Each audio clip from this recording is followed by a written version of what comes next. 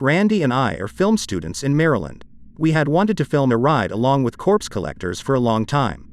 Our contact is a mortuary assistant named Ben, who played CS:GO with us since primary school, but he didn't follow us to college. He and his partner Sam delivered corpses and detached limbs to a coroner from the metro area. Here were the rules that Randy and I must follow during the ride along. Do not answer questions by onlookers. Do not film the dead body's eyes. And do not take off the sticker with the corpse collector logo on it. We didn't fully understand rules number 2 and number 3. Randy and I saw plenty of gory crime scene photos with the dead body's eyes were clearly shown. But we agreed to follow the rules. First stop, Ben and his partner Sam had to dive into a small dirty canal to retrieve a murder weapon. A recently caught serial killer threw it in there. Second stop, Ben and Sam had to comb the kitchen floor of a house, trying to find a finger belonging to a homeowner who lost a knife fight with his wife over a TV remote. I could tell that Randy started to get bored. The third stop of the night was where it all went wrong. We were deep in suburbia. The air felt different, no wind and no sound of insects. A dog could be heard howling in the distance. A police car passed us while we were walking to the scene. A cop rolled down his window and pointed to a small alley that led to a playground behind a row of townhouses. He said, "Your dead body walked that way." All 4 of us were confused about what he meant. When we got there, we saw a crowd gathered at the playground. Ben and Sam pushed through, and Randy and I tried our best to pretend that we were with them. Then we saw him, an old man with a cleaver buried in his head. It was like he didn't know he was dead and was still walking. He kept pushing people away from him. His strength was surprising for someone who was already dead. He shoved a large man to the ground. A woman in the crowd kept yelling, "Where are you going? Please stop." The man with a cleaver in his head finally took a seat on a bench. According to one of the onlookers, that was where he fed the ducks every evening. I was so shocked at the sight, I didn't notice Randy moved past me. Randy went right up into the old man's face and just started filming. Violating rule number 2, the man didn't look into the camera. After Randy moved around him, trying to get a different angle, the old man slowly slouched over and passed away.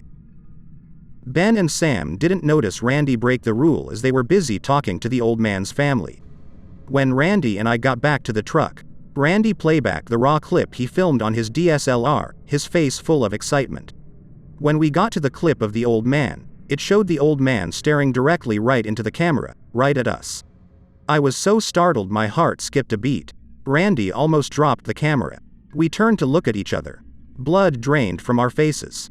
After leaving the scene, we didn't tell Ben and Sam what happened. We were at a traffic light in a pretty remote area, and suddenly a pack of dogs appeared behind us and started barking at our truck. Both Ben and Sam looked at the dogs, confused. Suddenly, Sam started freaking out when he looked in the rear-view mirror. Sam got out of the truck, opened the passenger door, and dragged Randy out by his shirt collar.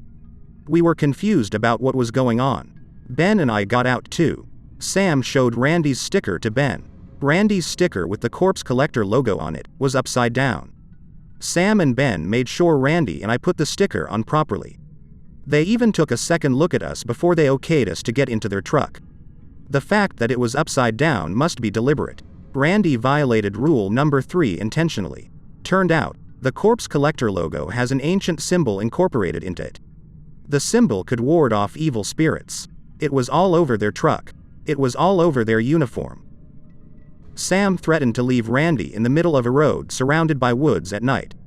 Randy started to apologize profusely. He admitted that he put it upside down just to see what would happen because so far the night had been so boring. Sam yelled that the upside-down symbol is an invitation and that we were now marked. While Ben tried to calm him down, Randy and I can't help but look at the dogs. The dogs were not barking anymore. They were looking into the field next to us. And that was when we saw them.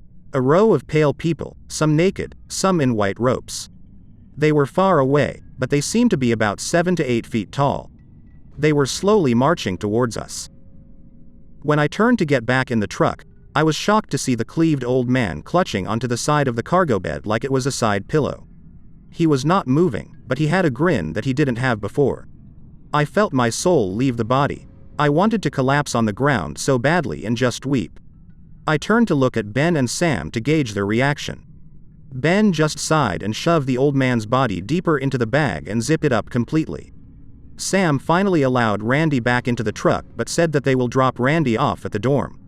I looked at the row of pale people and was creeped out by how suddenly they were much closer they were to us now. Up close, it was clear that none of them have eyes. While Sam was about to go, a call came in. The dispatcher asked Ben and Sam to go to a nearby school where a drunken man with a gun climbed onto a flagpole demanding to see his ex-wife.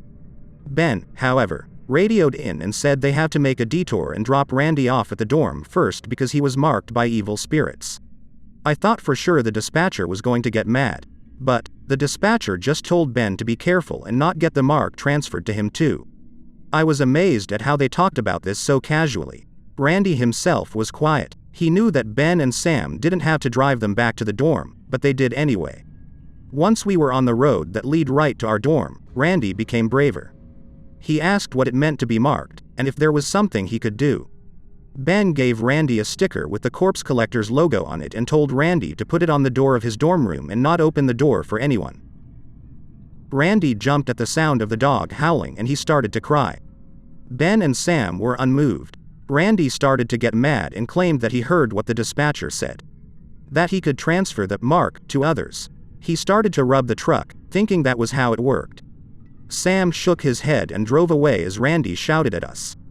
We finally made our way to the coroner's office. As Ben and Sam took the old man's body to the coroner, I waited outside. Then, on my phone, Randy sent me messages. He said that the abandoned half-constructed building opposite our dorms suddenly have a bunch of people standing on them looking right into his dorm room's window. Before I could type anything back, I was startled when a dispatcher, Ben and Sam's boss who gave us permission for the ride along, patted me on the back. He asked me how the night was so far and if I got any good footage. I nodded, then took out my camera, hoping to show him some footage. My heart dropped when I saw that all the 100+ video clips had 0 bytes of memory. They all had the same thumbnail, the face of the cleaved old man looking directly at the camera.